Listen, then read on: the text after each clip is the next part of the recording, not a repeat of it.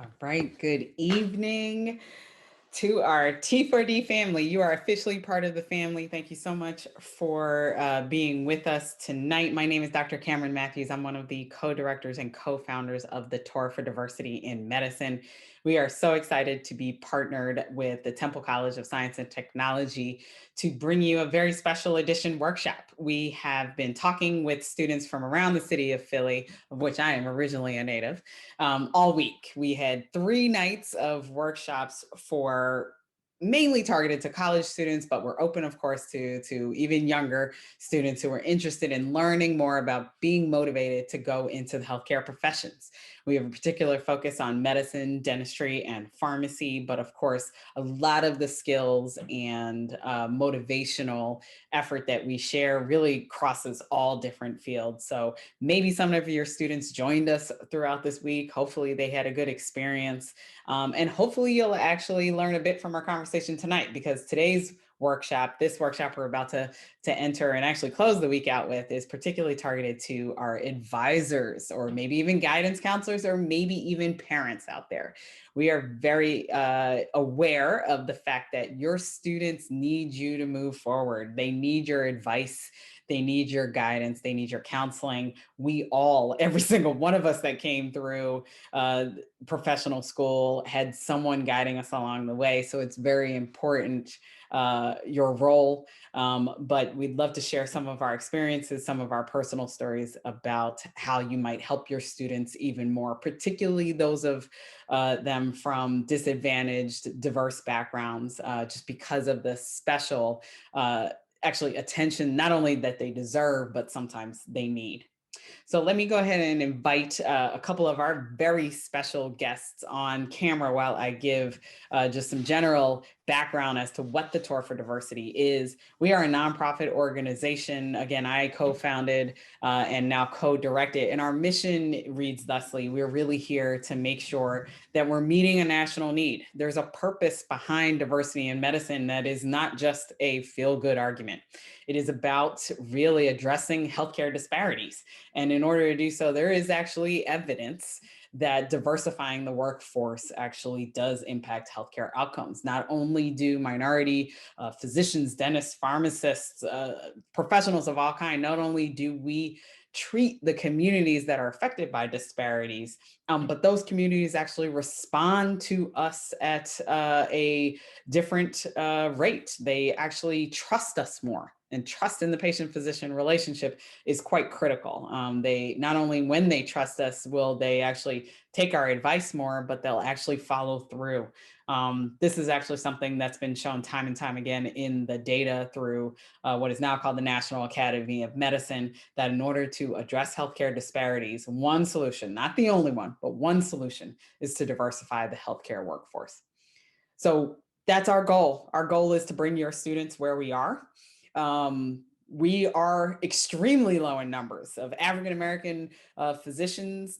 We only make up 3% of the physician workforce. Latinos just shy of 3%, Native Americans not even 1%. And when you're talking about those 3 communities, we are, of course, talking about the ones that are most impacted by healthcare disparities. Of course, what we've seen most ridiculously, I would say is the best word, during this past year with the COVID pandemic. So if we're going to change healthcare for this country, if we're going to actually save our communities, this again is one solution. So with that, I am going to turn it over to my very good friend, Mr. Francisco Castellan, to talk a little bit more about the importance of mentoring, I believe. Then I'm going to hand it over to Ms. Janae Lawler, and then Mr. Caleb Marsh from Temple University to, as a group, really give you a little bit of advice, and then hopefully we'll jump into some Q&A at the end. So Francisco, why don't you come on in camera? Hey, buddy. Hello, hello. How's everybody doing this evening? And welcome. Thank you so much for that awesome introduction. Francisco Casan, Assistant Director of Pre-Health Advising at Georgia Tech, and I'm happy to join you this evening. This is an exciting moment because with all these impacts of Black Lives Matters, we are at a critical point to really be understanding what our role is in working with students and how we can have a more direct impact and actually having an impact on diversity in the health professions. And so it really speaks to what we can do. And one of the things I'm going to highlight this evening is talking about the importance of mentoring. What you want to be thinking about it is that our role as advisors is also connecting students to not just the resources and the health professional programs, but also be connecting them to current physicians and other professionals that they can be part of this mentoring process. When you look at the hierarchy of supportive network relationships, the mentorship role is actually at the top of the pyramid for a purpose. Those individuals have had experience in the profession, can guide the students through a long way. And oftentimes our role really falls in the bottom three parts of this pyramid. So along the way, we are looking at how do we help the students reach to the top edge of this pyramid in a way that can impact them most profoundly, and not just succeeding through the rigor of undergrad and also medical school training, but beyond that. And so we'll talk about a little bit about that importance of that mentorship role, but also how does that relate to our ability to connect students in other unique ways. Let's go ahead and go to the next slide, please. So again, we're talking about the different roles. Many times the advisor's role is really helping them in their connection with majors and minors and navigating the higher education platform, which might be new for a lot of first generation students. Also understanding the cultural differences, that how we are able to understand our students' cultural backgrounds and also our own particular biases along the way to be able to best impact not just students from underrepresented backgrounds, but all students, because I will challenge all advisors to really be thinking, how are we challenging the students that are not coming from underserved communities? It really is a time where we as advisors play a more significant role in the diversity and training of all students. And again, as we focus tonight on how do we work underrepresented students, let's look at how do we talk about careers and our institutions and getting them connected in the neighborhood. One of the biggest things that's been a success in this process for me along the way in health professions advising is really understanding and getting connected with the clinics in whatever area I've lived in a way that I'm able not only connect students to places where they can volunteer, but also the physicians that come from underrepresented backgrounds, so they can also make those connections for not just shadowing, but beyond that in the mentoring role. So again, we really want to think about how do we provide advice for students in their preparedness for a targeted population, for targeted goals, and along the way, what is it that it challenges and how we expand our skills and resources as advisors. And again, we're talking about how do we help them develop timelines and understanding the different types of exams, the complicated application process that have multiple steps. So those are the multiple things that work as advisors. Next slide, please. So when we talk about mentors, again, we're talking about areas of different expertise. And so what we're talking about also is mentoring at different layers. If you think about students getting mentors, not that are current, even within our undergrad institutions, we can partner up first-year students with seniors and third years so that they get some mentorship along the way. And then beyond that, can we connect them with mentors that are the next level in medical school, and then mentors that are in the residency and beyond.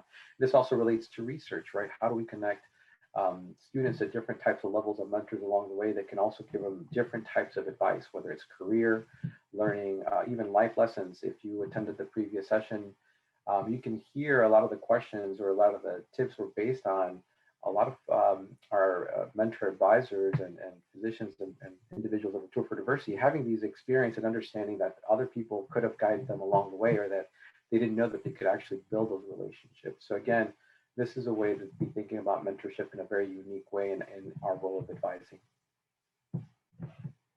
Next slide, please.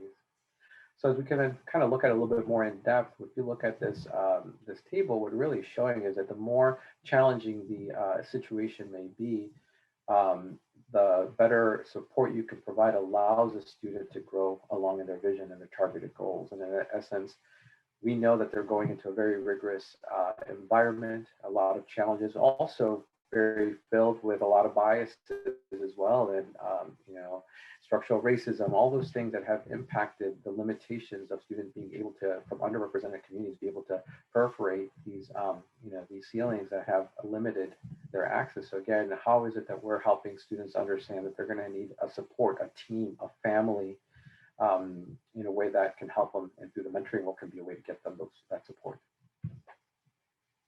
Next slide, please. So again, I'm going to transition things over to Janae, and I'm really excited to be part of this team. I look forward to hearing some questions at the end.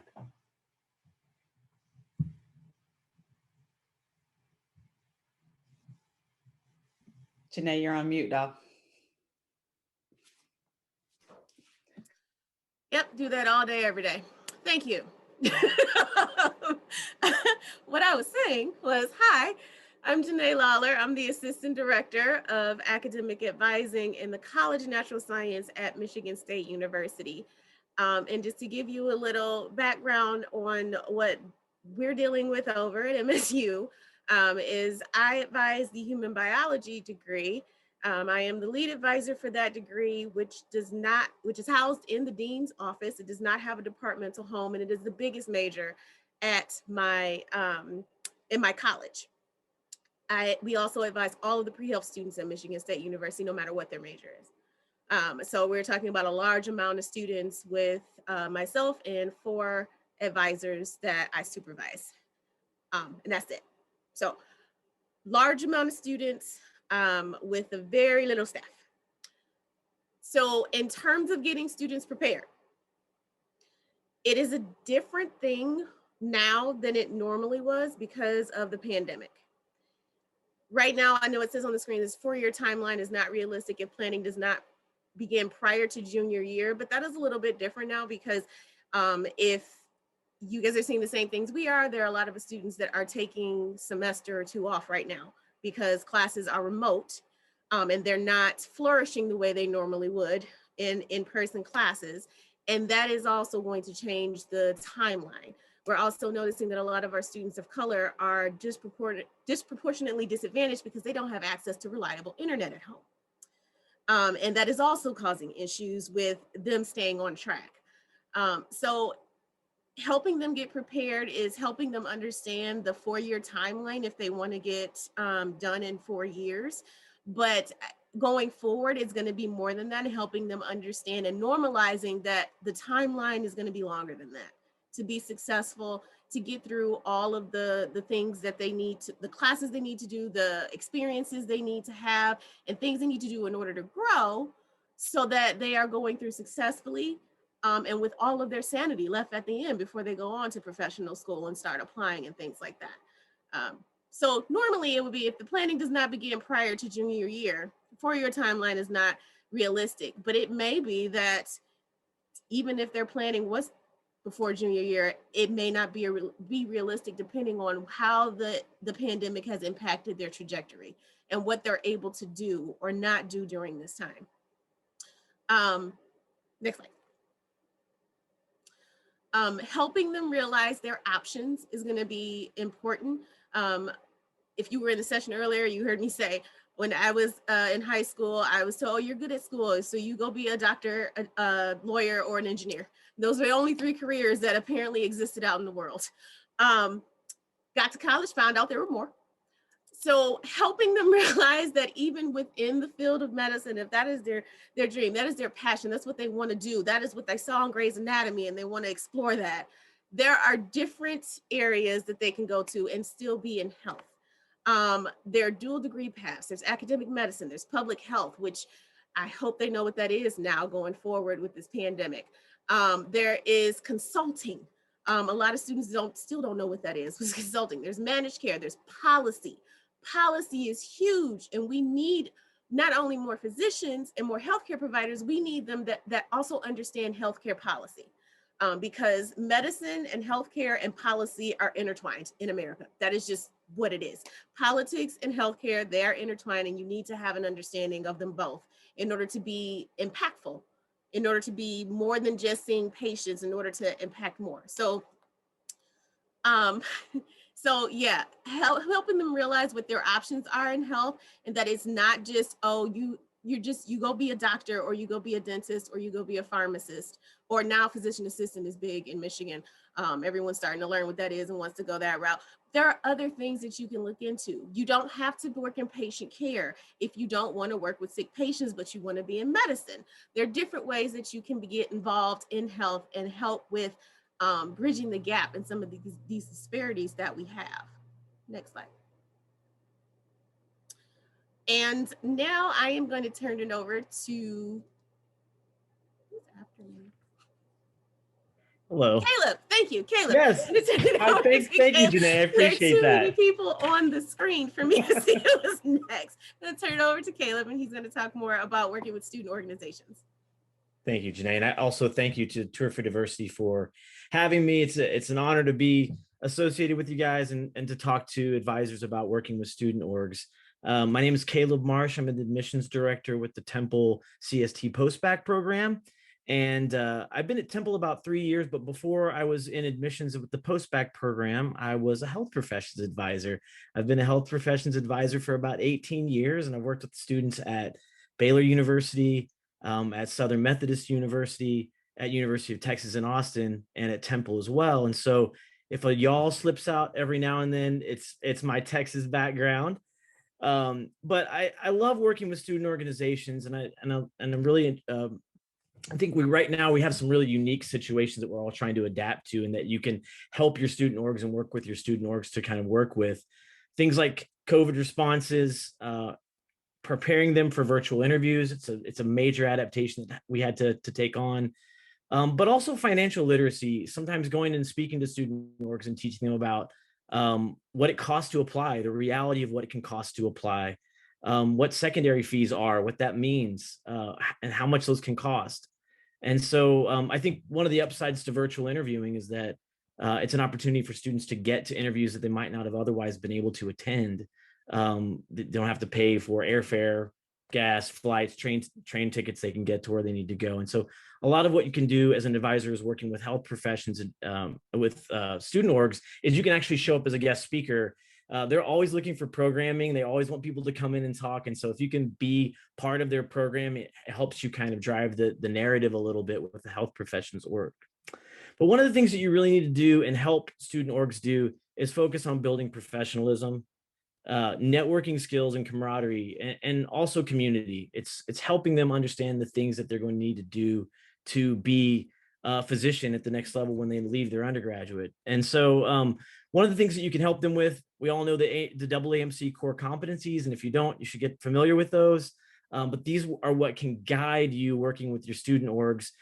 They talk about professionalism, they talk about networking, working together. And so I would encourage you to review those and also to use those when you're working and speaking with student orgs. It's also working on building leadership and programming experience. And this is one that I think is really important because you really have to make sure, I think this is an opportunity where you don't underestimate your students. You have smart, capable, intelligent students on your campus. And if you can give them the right, I don't know, event or something to do as an organization, they can pull off some really incredible things. Now, they might need a little bit of guidance and some help to make sure that all that energy is pointed in the right direction. But you can really be an advocate for them by helping them and giving them opportunities to lead. Otherwise, they might not get leadership opportunities. And if they can do that through a student org, it's a great chance for students to do that. Although you do need to look out for a couple of things. You have to make sure that they're focused on academics. So sometimes if you notice a student who is getting overwhelmed, they might be doing too much in the student org. You might have to ask them to delegate tasks to other people in the student org and give other people opportunities to lead and serve. And so you want students to remember that they're there to focus on their grades. They're there to focus on getting good test scores. And then they can supplement it with activity in student organizations, but just not to get overwhelmed by that. And so this is why it's also important to build collaborations. And I'll skip down a little bit because sometimes advisors can get overwhelmed working with student organizations as well. And so partnering with people on your campus, offices of diversity and inclusion, student activities offices, they're designed to work with students and student orgs. And so you can, as an advisor, can reach out for them to help. But I really want to focus on these two student orgs that I have listed on this slide here, because SNMA is the overarching organization. Physicians are a part of the SNMA, but MAPS is the undergraduate. Dr. Matthews, I see you raising your hand there.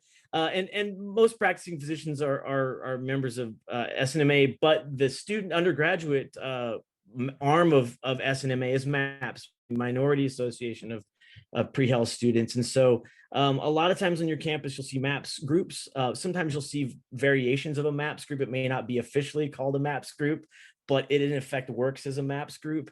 You also have the LMSA, which is the again, the overarching organization for physicians in the Latino community, and Plus is the undergraduate arm of that organization. And so you may also see these. I guess the first thing I'll say, if you're an undergraduate advisor and you're on campus and your campus doesn't have SNMA or doesn't have MAPS or Plus, you need to ask why. And if you can be some sort of driving force behind helping students get those organized on campus, it's a good first place to start.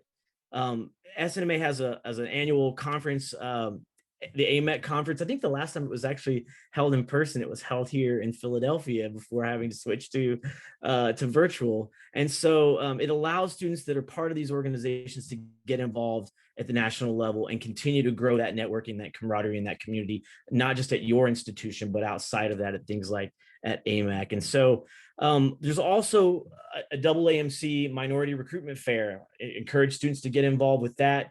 So there's always opportunities for your students to get involved both on campus and off.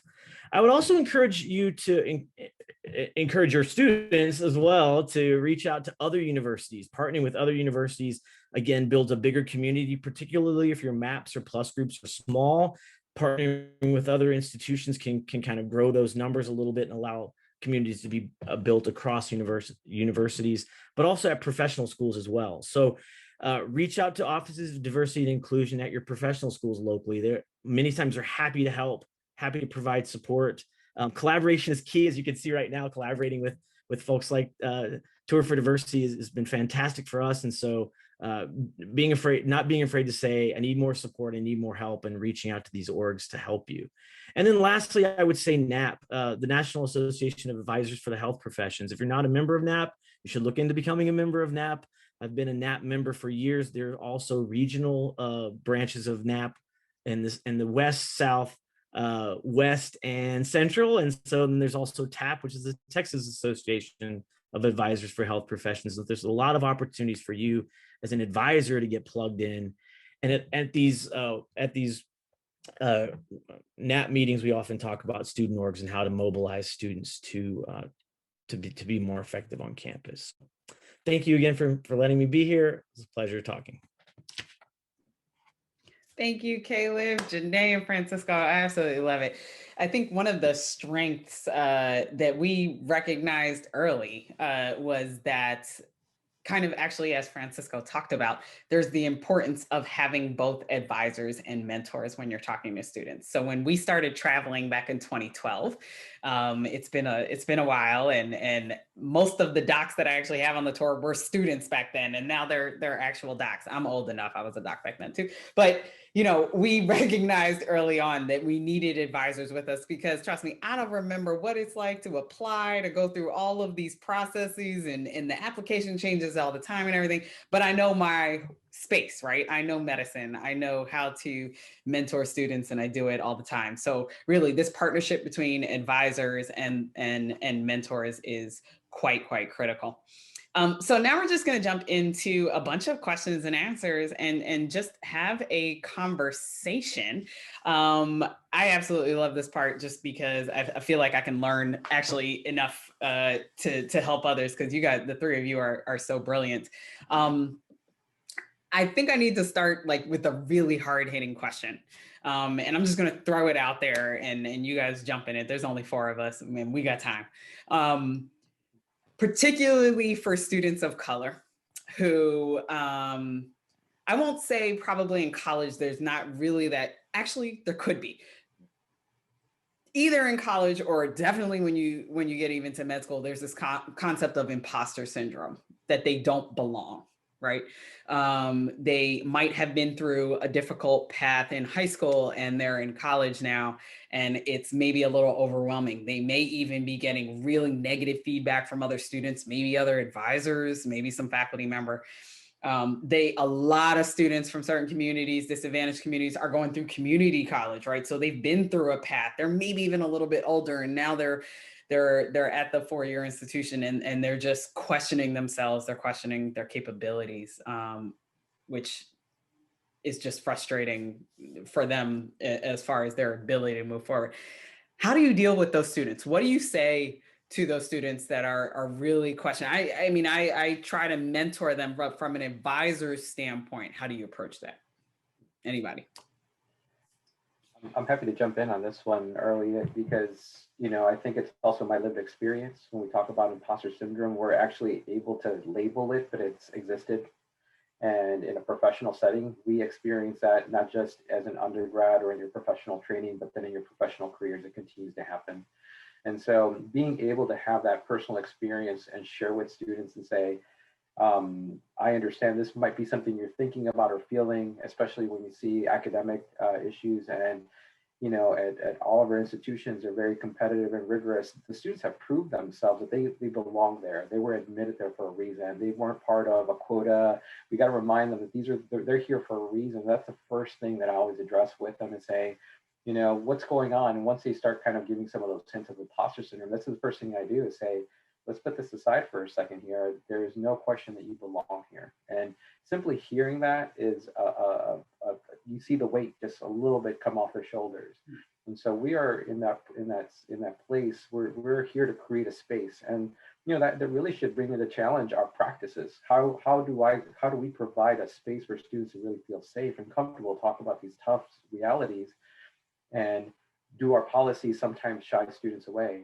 One really example, after so many years of reflecting on this as a health professions advisor and working with colleagues across the country in all these unique roles, we've talked about NAHP as a great resource and service. But within our own institutions, we differ in a way that some schools still do a committee letter process, letter packets, individual letters. And when there's a committee process alone, oftentimes in that process, will the student be comfortable sharing something about their personal lives if they know at the end of the day that advisor is also part of a review process, interview process, and evaluating them as part of their application? So again, we're going to take this to the next level now because we need to be able to ask these critical questions. How do our practices really impact the students that we serve? Very good. Very good. Any other thoughts? Yeah, I could just to add on to that, thinking about I've seen an uptick in this with the pandemic, a major one.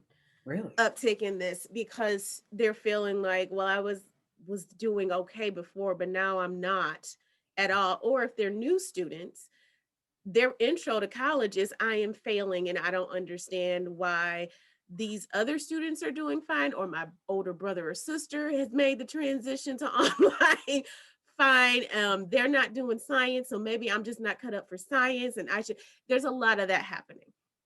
And some of it is just sitting down and having conversations with them about, let's get to the meat of this.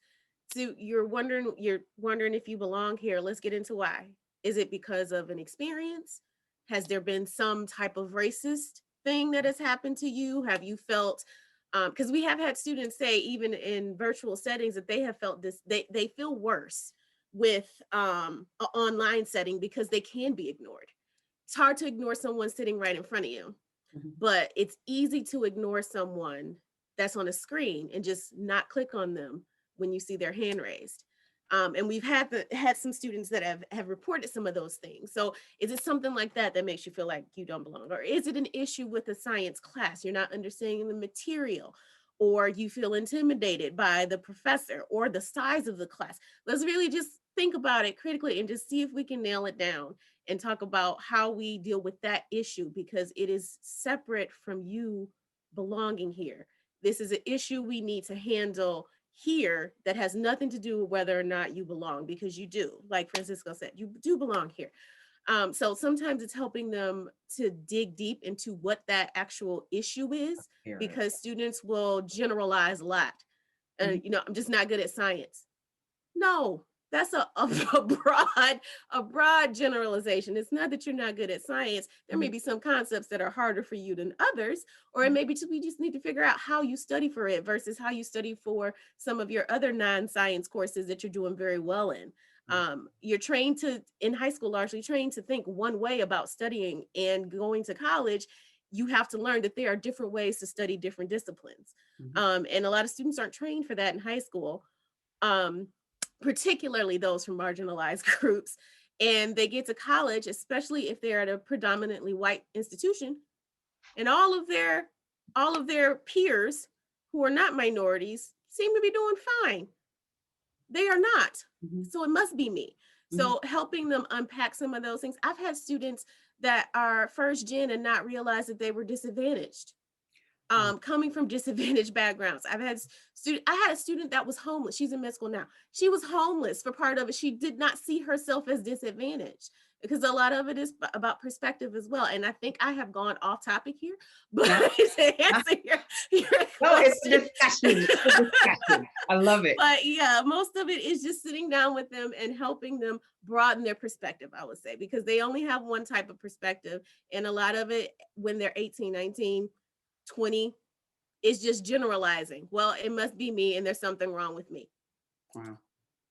Yeah. No, self-perspective is such a huge part of personal development, advancement, and unfortunately, just the rigor of medical school, healthcare professional school in general requires such self-assurance. The one thing we talk about amongst us docs, especially those on the tour, like, we are all type A. We had to be a very particular sort of way in order to get through just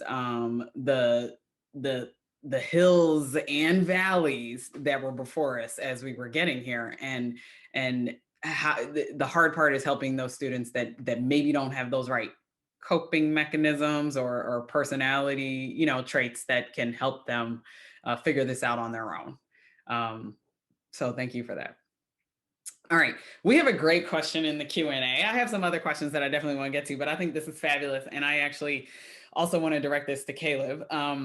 Question reads, I read that the number of Black males in medicine today is lower than it was in the 1930s. What is this attributed to? Is this that they're not applying to medical school, or they're not getting in? Yeah, it's a great question. And I'm actually, this is partially what my dissertation is covering. And so I'm really, this is an issue not of people not getting in. It's lack of applicants. And so, and it's very clear that the data suggests that those that apply that are able to go on are getting in and going on. It's just the pool is so small. And so when you look at across different majors, when you look at this across gender, when you look at this across race and ethnicity, you see the same thing. Every not just for Black males, but for lots of different groups, the pool is just not there to support the numbers that are needed to reflect the population at large. And so yeah, it's not a question of folks not getting in, it's a question of the pool being too small. Exactly. That's where I think a lot of work, for those of you who've never heard of, I don't think it's a nonprofit. I think it's more of a kind of campaign called Black Men in White Coats. A good friend of mine, Dr. Dale, it's actually a movie that is coming out that is screening all over the country right now. He was trying to get it on Netflix, he said, but they didn't pick it up. It's also a podcast in which I actually did an interview on one, because he's starting to stretch out to Black women in white coats. I was like, what about us? But it's not about us. But Black Men in White Coats, the whole point, as well as some other actual scientific workshops, data proceedings with the National Academy of Medicine, have looked at this. There is a significant amount of attention with the fact that statistic about there's actually been a downward trend of Black men matriculating into school. And like Caleb said, downward trend of them actually applying is just alarming. I feel like there might even be that parallel statistic into law as well, but I'm not sure about that. But that's a whole different space. But again, this goes to the concept of mentoring, right? This goes to the concept, we love saying this on the tour, you can't be what you can't see. And when there's minimal numbers out there and there's lack of mentoring available, and unfortunately those very negative images that we see throughout the media and other arenas, unfortunately that's the reality that we need to combat, because we very much need increased Black men, Latino men, Native American men, again, all throughout medicine. So thank you for that, Caleb.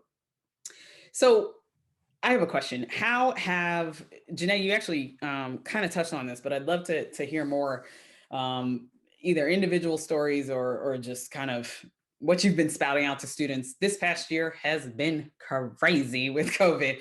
And I mean, it's not just that you have to talk to them virtually, you can't connect with them. So much of the pre-med path is also based on their out of classroom experiences, right? Volunteering, shadowing, research, and all of that has been cut off in some way or another. What are you telling students about, what are you advising them to, how are they, I'm even confused. I have students asking me, I was like, I have no idea. What are we telling them?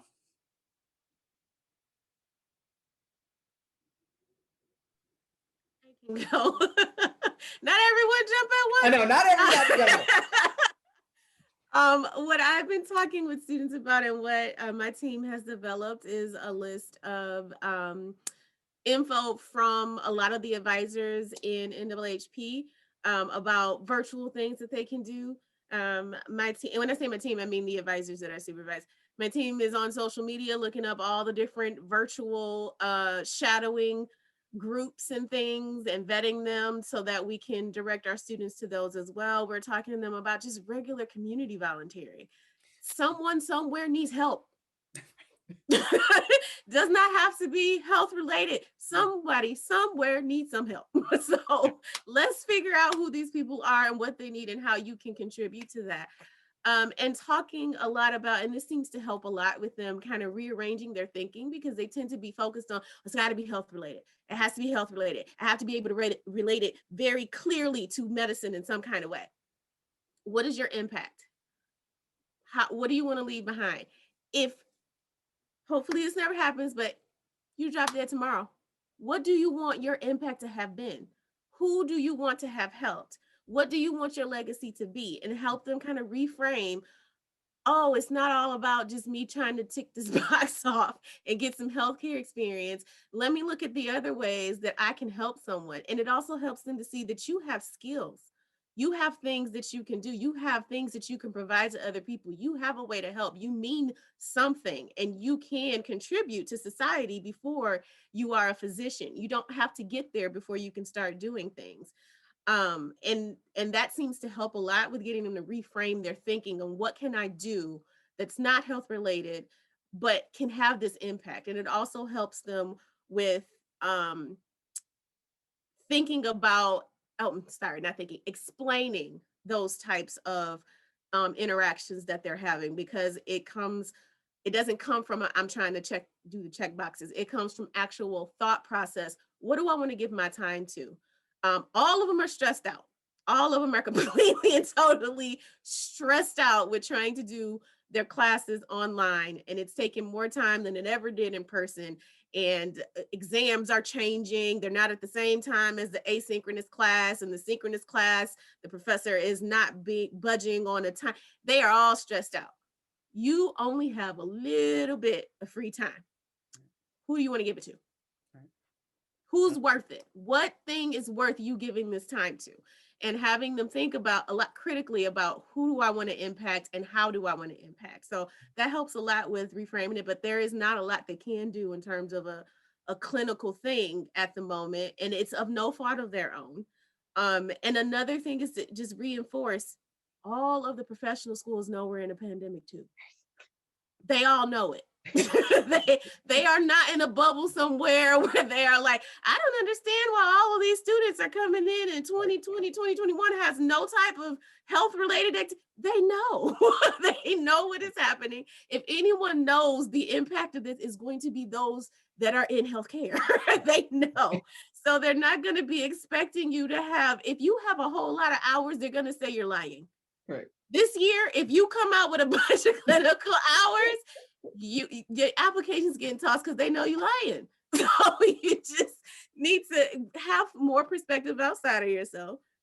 These people know that it's a pandemic right now. You're not going to be able to do a whole lot, but you can do something, and you should be doing something to help others. Love it. Love it. Janae always keeps it real. I love it. All right. Flipping away from COVID. I feel like every day I talk about COVID like way too much. All right. Oh, Francisco, sorry. I just want to jump in and really, get the students to think and be creative and innovative. Yeah. That's all it is. Yeah. The admissions deans are saying, if you don't have that time, if you can't do it in the clinical, how are you going to spend your time? How are you contributing? How are you helping? And so identify a community, preparing meals, virtual tutoring, do something that shows that you're committed to serving others. And that's all. That's really the piece. And it'll click, because all of a sudden they'll start like honing in. Okay, how can I put this? The NHP has a great resource. It's a crowdsourced document of how you can get involved in regional and national organizations, Feed America, for tutoring, et cetera, like that. We'll post a link in a little bit, but pushing the students to make sure that, of course, be responsible, take care of yourself, social distance. But what is it? How are you going to spend the time? And Janae, thank you for acknowledging the realities that they're facing too. So we've actually, just sticking with this really quickly, it looks like someone dropped a link in the chat. Has anyone come across this Instagram page just called Virtual Shadowing for different options? Has anyone had any experience on the panel? Any students looked into it at all that you're aware of? I don't. Oh, you have. I do have Because students. I was gonna say I haven't had. I know it. We just found out about it last week. But yeah, right. Go ahead. Yeah, it's making the circuits with the students, because again, they're getting desperate, and I tell them be careful, because I've seen other ones where they're actually charging. And it's a sad case where there's physicians out there who are willing to charge for you to shadow them, right? And whatever that may look like. And so again, is that the thing? I think this virtual shadowing so far, it seems like it is legit. What they're doing is also recording on YouTube videos, and so you can actually go in. They have like a certificate program to really kind of get you connected, so that you have these opportunities to do multiple things. And if you reflect on these experiences and document it, then they have their own structure. And I tell them, you know what, that's great, you can do it. It shows that you're being involved in learning about the profession. At the same time, don't rely on that as being your only way. And even pre-COVID, great, you can shadow. And if you're lucky to find a connection to shadow, it really is about your service, about really being hands-on, interacting with people as best as you can. And what we're seeing is a lot of our students actually like switched gears. And again, that innovation piece was really cool, because in one of our small clinics, our students were the ones that helped create the hotline to pre-screen patients for COVID. And so they became the front line for screening calls, and then behind the scenes they developed the software that now launched to a national thing. So now these folks are gonna have an actual thing on their resume saying that they've helped launch like a process of setting up these COVID hotlines through a small nonprofit organization. That's perfect. That's their creativity. That's exactly what it is. I mean, I think that touches on even a kind of a bigger point with regard to creativity. People, again, Janae, are just zoning in on the fact that they need clinical experience. Right? I need to be in a doctor's office, where there isn't this larger concept of public health. I think prior to COVID, that was probably a very difficult thing for most students to describe. What is public health, right? Now the pandemic has laid it out in front of them. Like, we clearly have public health needs. What are they? They are, education of the masses. There's, access to care issues of how they're actually receiving services. Are they getting into the emergency room? Are they getting the services that they need at home if they can't get there, right? And then learning about the vaccine administration, getting them signed up. This is all public health. I think if the students don't come out with some experience that they learned from, such as Francisco is describing, they're just totally missing the point. I think now is really the time they can shine, because there's a lot that we need that doesn't require a degree right now. So that's great. Um, Oh, wait, hold on. I just want to add to this because I just remembered out on this the virtual shadowing. I did watch one of the YouTube videos. It yeah. reminded me when you said this, Francisco. I was skimming through to see what are they talking about on this, and the one that I was watching was the anesthesiologist. And the thing that caught me the most was he said, "You are not the man. No one cares about you. It's about the patient." And oh, this might be okay. This is, Oh, he's yeah. telling them the right thing. You are not the man just because you're anesthesia. Nobody's there for you. It's about the patient. I love it. I love it. Um, I have two directions of questions I definitely want to get in, watching our time and everything. Caleb, would love for you to talk about how are you advising students, or actually before you got to Temple, because now you're with the Post-Bacc program, but when you were advising undergrads, how were you giving them insights about whether or not to consider a Post-Bacc program? Yeah, and I think one of the cool things about being part of a post-bac program now is that I get to do both intake of students, and then you're still advising them, Yeah. because they still have to apply to professional school when they leave our program. And so it's kind of this unique situation to be in, where you get to kind of pick the students that come into the program, but also still get to function as an advisor. So, I think you just have to look at potential, what a student can accomplish. And what post-bac programs, particularly ours, have always proven is that if you have a student who demonstrates that they're starting at point A, and we have to ask, can we get them through a post-bac program to point B? And whether that's through test prep, additional coursework, sometimes students just have never had the confidence ever before. We see students that come in, particularly those underrepresented, that just didn't have an advisor as an undergrad, or didn't go to an advisor as an undergrad, and they come in, and for the first time they get to see an advisor and talk to someone who believes in them, isn't negative about their situation, and can say, here's what you need to do. We're not telling you it's going to be easy, but here's what we can provide. And so I think you just have to look at that potential that a student has, and then see, is it realistic to try to turn that potential into an opportunity via a post-bac program. Right. We were talking last night. There, what used to be called non-traditional is Yes. no longer non-traditional, right? Yeah. That we need to allow the students the option to grow even while they're in college, and to not have the answer of what their whole life is going to be framed to be, and that maybe they need a little bit more time, and maybe a little bit more, academic preparation in order to take on a field like medicine, right? Yeah, I Right. mean, that really resonated with me last night, hearing them say that, because that's how we live and breathe in a post-bac program. Is the non-traditional is just is our bread and butter. And to your point, we always talk about it as a runway. We just, as an undergrad, you ran out of runway. You just need a little bit more, and you can get up into the air. And a post-bac program can provide you with that sometimes. So I love that metaphor. That's yeah, so great. You just need a little bit more runway. That's that's right. perfect. That's perfect. Honestly, I only call students non-traditional if they've been out of school for like a decade. I don't call a student that has had a couple years off of undergrad. That's a student. That's just normal. That's just a That's just student. normal. Exactly. Exactly. I love it. All right. Now, students, whether they're in undergrad, sometimes even after undergrad, I have found, they have parents in their lives. They have family members. And sometimes these family members are helpful and motivating, and sometimes they just do this what's this called, the hovering, right? They are just right there, especially I would say this generation. I hate to do that, but this generation of parents coming through undergrad with their children, quite literally, right? Like, no, they've been in college, let them be. How are we talking to the students, and then are you talking to the parents at all, and what advice would you give both? Francisco, go ahead.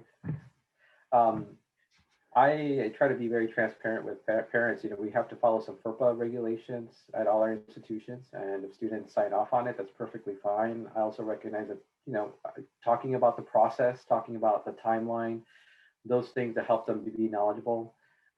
Even if their parents are current physicians, great, come on in, because what I'll do is sit them down and say, what you went through is very different nowadays. Here's the numbers, here's the process. And most of the times they're even surprised that they can actually no longer have to submit an application in paper, right?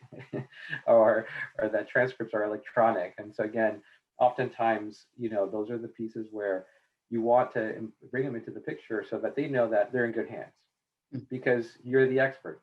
Right. And that really, some parents are like, oh, okay, I want my son and daughter to come to your school, because again, I know they're in good hands.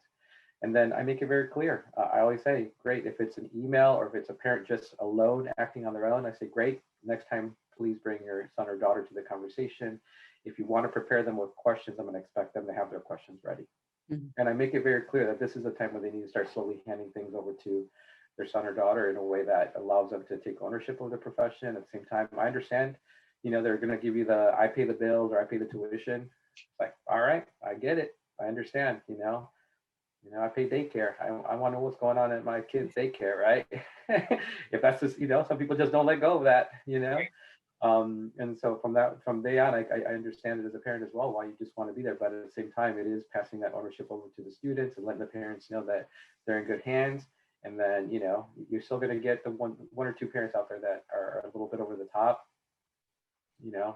but, at the same time, work with the student, always go with the student and get the pull in, give them their wings, so the student understands this is their time to fly. Perfect. Janae. I just talked to a parent during my lunch today. So I echo everything Francisco said, particularly pre-COVID. I learned early on during summer orientation that this was about to be a different thing, because my college, we had a help room, the virtual Zoom room for all of our students. So when they were enrolling, if they had questions, they could come to the help room instead of back to the advisor who was working with another student at that point. And I was the one that was manning the help room because I run orientation for my college.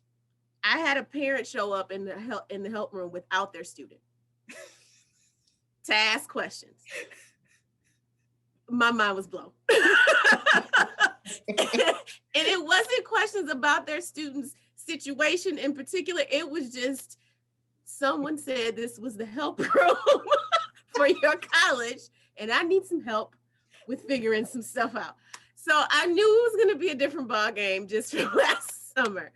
I have probably talked and engaged with more parents this year than ever before, because normally I do I'm going to answer your questions, but I really need this to be your student, because when they move up to the next level, if you're there, you're going to embarrass them. You need to not be there. You cannot go to interviews with your student. We need to work on this now. But I also recognize that parents are panicked. And a lot of them are calling because they are concerned about their child's well-being. It's not so much the grades, it is, I can see, because they're here with me, that my child might not make it through this semester. They are cracking under the pressure. I need help with figuring this out. And a lot of times they're angry. They are. The school's not doing what I need them to do. This is not the same value and blah, blah. And I just listen to them, because I know this isn't directed at me. This is more panic at the situation that you can't control, because you're a parent and you're supposed to know how to handle everything. And you don't know how to handle this, because none of us do. Right. So you're just panicked and trying to find some type of answers. And I just listen and I empathize and I say, yes, I understand. But I will answer general questions. And I always tell my friend, I can answer general questions. When's the last day to drop a class? I can tell you that, because you can find that on your own. This is the last day that you can drop this specific class. Right. But I cannot talk to you about the specifics of your student's record without that FERPA release from them directly. But I have parents that email me on their own, and when I respond, I copy their student. And sometimes they're surprised because they didn't say their student's name, but I can look it up, make some guesses and things like that. Yeah. I've had parents, there's a parent Facebook group that I have infiltrated as well, to go see what they're talking about, and just to also just slide them some info to help them calm Wait a down. minute. How did you infiltrate a parent Facebook group? Like, you're in there, like it's your photo, or? Yeah, You- it's oh, my okay. Facebook group. I'm in there. They just don't know I work at MSU. They Oh, think I'm another parent. I think you're another parent. And I just, I thought she had like another photo. no, I went in there and I don't have kids, so I'm not an MSU parent. So I'm just in there sliding them little tidbits of information and helping correct some of the stuff that they are coming up with on their own, but also being able to intervene, which is what the part I was getting into. When the parents are talking about freaking out about something going on with their student, I can figure out who the student is most of the time and do some intervention, whether it's my student or not. So that is also helpful in that regard, because parents are talking and they're reaching out for any type of support that they can find. Sometimes it's not that I have to interact with the parents so much as use the information that they're putting out there to have a direct intervention with their student. So that I can be a help that way. Love it. All right, great. Final question. I want to be respectful of your time. How can I coach students to use an advisor? This one questioner, I work with URM students from public and private colleges at a medical college, starting to see different trends of resources available, wondering how much do institutions, both undergrad and medicine, have to change to increase racial representation in medicine. Okay, so we got a bunch of questions there. Let's just focus on how are you coaching students to actually come to you? You know, are your universities doing any outreach sort of efforts? Because presumably, if you're talking to them, they're reaching out to you. But how are you even reaching the students, perhaps that aren't seeking out advising?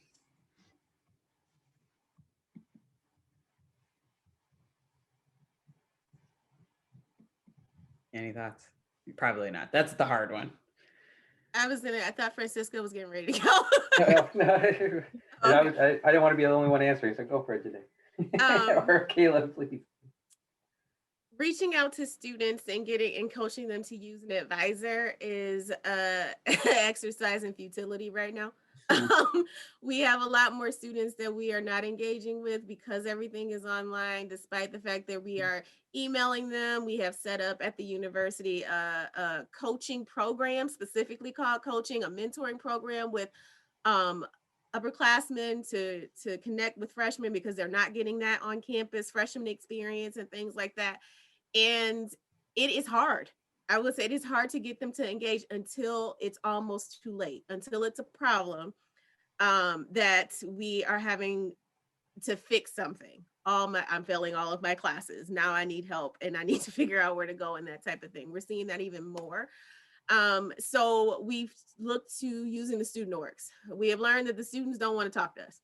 They want to talk to other students because they're not getting any student interaction. So whereas we're doing programs for students and seeing maybe one or two people come, the student orgs are having student org meetings virtually and having 20, 30, 40, 50 people come every week. So we've started to use the student orgs and the student leaders to, hey, can you plug this? Let them know that we're doing walk-ins. Could you let the students know that this is, just give them this list of all the academic things. Tell them to meet with their advisors. Link to the pages that have the advisors and things like that. So we've really learned to lean on our student leaders to help get the word out right now, because the students don't want to come to sessions that are led by people that work at the university. They want to go and socialize and be with peers, which I completely and totally understand, because they're not getting that at all right now. Even the ones that are on campus, our campus right now is on enhanced isolation or whatever that's called. So they are just pretty much in their rooms and they can't interact a lot for the next week and a half, even though they're on campus. So they're really craving that peer interaction. And so we've just had to lean heavily on our student orgs. I'll muted, jump in. Cam. Oh. Go ahead. I'll jump in. I think Janae really hit it on the nose right now, because it is that piece that they're lacking, that connection with students. That's the college experience. And on our campus and being in Georgia, you know, the parents are threatening, you know, suing the institutions because they're not getting paid. They're paying all this tuition and they're not getting the college experience, and they want their sons and daughters to be at a football game or something. I don't know.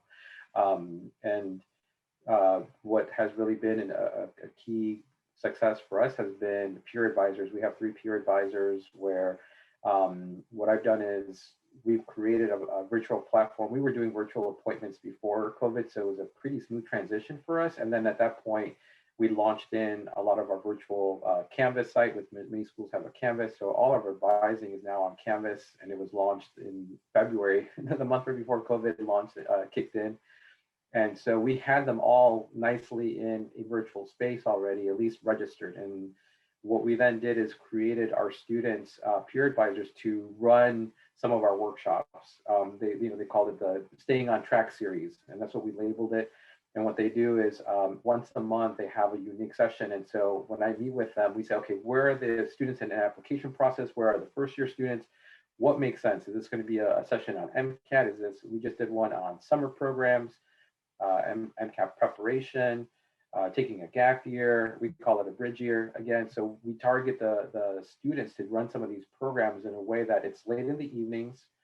We're having a ridiculous turnout. Anywhere between 80 to 100 students show up. And, that's, 3/4 of our applying population. And so, just working with students virtually and meeting them where they're at in the evenings.